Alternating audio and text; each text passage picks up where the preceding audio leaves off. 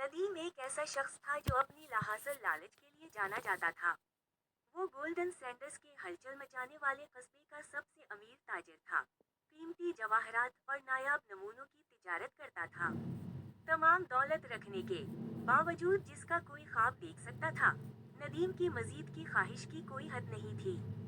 ایک دن، ایک افواہ پھیل گئی ایک نئی زمین کے قصبے میں جو سمندر کے اس پار بہت دور دریافت ہوا، جس میں دولت نظر نہیں آتی تھی۔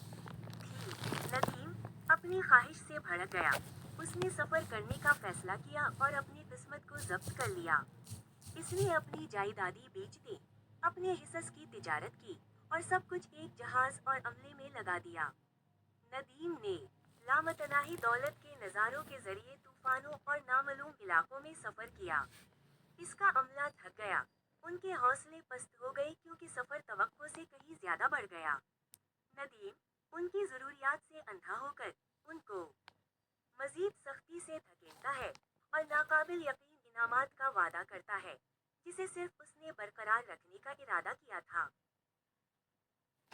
کار پراسرار سرزمین پر پہنچنے سے پہلے مہینے گزر گئے۔ یہ واقعی عجائبات کی جگہ تھی، جواہرات اور نایاب دھاتوں سے جگمگاتی تھی۔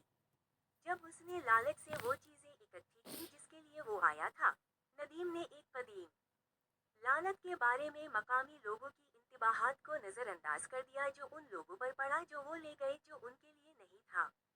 جیسے ہی ندیم جہاز سے گھر واپس روانہ ہوا، جہاز کے عملے میں ایک پراسرار بیماری پھیلنے لگی۔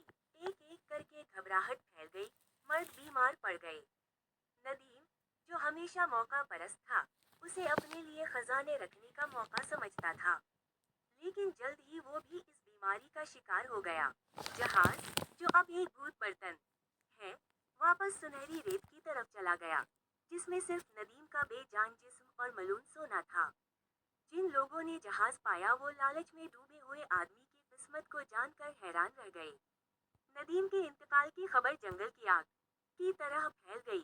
شہر کے لوگوں نے اس کے بارے میں اس کی دولت کے لیے حسد نہیں بلکہ لالچ کی کپٹی فطرت کی ایک احتیاطی کہانی کے طور پر بات کی۔ ندیم کی کہانی گولڈن سینڈرز میں ایک لیجنڈ بن گئی۔ یہ ایک واضح یاد دہانی ہے کہ لالچ واقعی ایک لعنت ہے۔ وہ خزانہ جس کے لیے وہ ترستا تھا صرف تباہی لایا۔